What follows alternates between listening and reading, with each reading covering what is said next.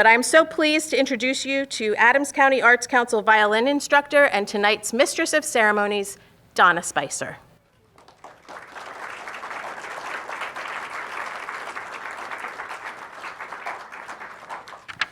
Okay, where did she go? She's so fast. She's little and quick. There you are. Lisa, thank you so much for the warm welcome. And as well, I think I speak on behalf of all the participants of the People Project when I say thank you for all of your time and your hard work, and also inviting us to be a part of this wonderful project. Yes, give her a hand. Okay, to everyone else, good evening. Yes, my name is Donna Spicer, and I'll be weaving together the art, stories, music, and dance performances tonight, in addition to sharing some of my own thoughts and stories of what home means to me. Some of tonight's readers will speak of Adams County's bountiful fruit orchards as people who have been a part of this landscape for many generations. There are others of us who came to call Adams County home by different means, and yet others approach the theme of home from a historical perspective as both students and creators of this county's very rich history. Setting the stage for tonight's adventure with a canvas that we and this nation lovingly embrace and call Apple Country. Help me welcome our first three presenters, Carolyn George, Kay Hollabaugh, and Ben Wank. Well, Littlestown native and professional artist Sarah Jacobs was tasked with working with several community groups, all of our participants, and her own experience growing up in Adams County. With these collective resources, she created 5 panels that will be installed on the front of the Arts Education Center after this performance. Please welcome Sarah as she guides us through the process that resulted in such beautiful artwork. In addition to its rural beauty and agricultural bounty, the sense of history in Adams County is significant. And I don't just mean the Civil War. Our next readers will share stories about their own roles, big and small, in the history of Adams County from their perspective as residents.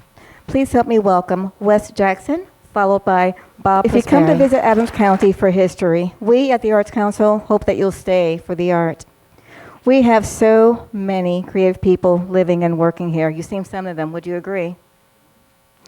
Help me welcome some of these creative musicians and storytellers now. Audrey Trax, Carrie Conklin, Chris Lauer, Pomona's Trio, and Tessa Trax. Though I am the mistress of ceremonies this evening, I was asked to share a little bit about myself as well. I was born and raised in Bridgeport, Connecticut, moved to Fayetteville, North Carolina when I was 18 years old, then to Cambisano Vicentina, Italy, as a young adult, back to Fayetteville, North Carolina in my late 20s, then to White Lake, North Carolina as a middle-aged woman, then to Littlestown, Pennsylvania in 2016, and finally here, a transplant in Gettysburg in 2018 as an older middle-aged woman that recently hit the big 6-0. My husband Rich and I have chosen to make Gettysburg our place of retirement, our earthbound forever home. Every place I lived, I experienced a distinct flavor in each of its culture. 6 of the 9 different homes I have lived in over the years are showcased in one of the clochets behind me. I spent a significant part of my adulthood living near Fort Liberty in Fayetteville, North Carolina, formerly known as Fort Bragg. I was a military wife and later a civilian wife, in addition to becoming the mother of my 2 amazing daughters, Brandy Danielle and Brianna Nicole. They too are showcasing the clochets behind me. They indeed are my greatest accomplishments in life, my princesses. As military families do, when I was a military wife, we moved every 3 to 4 years. After becoming a civilian, we became a stationed entity among many military families that continued to be deployed to different locations, and new families from all over the world would move right next door. Yep, instant new neighbors and friends about every 3 to 4 years. And with them came their culture, their way of living. It was an incredibly positive experience to live and learn so much for so many families with different worldviews and traditions. While it was difficult watching excellent new friends come and go, it strengthened my ability to adjust to living among new people and making new friends. For me, the beauty of my 33-year stay in the military town of Fayetteville was the diversity of ethnicities and culture found in one place. No one tried to become Americanized, so to speak. I think the reason the unity was so strong is because each family in a military town had a common goal, and that goal was and is to serve our community and our country, the United States of America, as one people. And those that were never military but lived in this military town shared a common ground in support of our soldiers. Because of this, everyone felt free to be their authentic selves.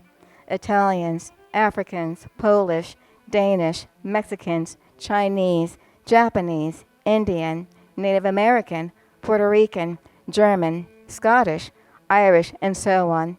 You get the picture, right? Everyone there was perceived by one another as an American, period. Yes, times have changed. When I visit there now, the town I raised my family in is no longer there. But that's the thing about home. It lingers and lives in your heart as fond memories of the past and the making of new memories today, no matter where I live. It takes time to adjust, but it does happen. Sometimes when you least expect it. As I moved from one state and country to another, adapting to cultural change was not only the right and expected thing to do, but for me, it was and is a glorious journey of learning new ways to live. Our last two readers came to Adams County from near and far, as near as Washington, D.C., and as far away as Afghanistan.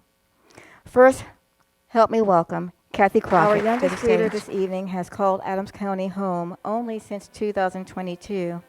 She arrived at this foreign land not speaking a word of English, so please welcome the absolutely adorable Farishta.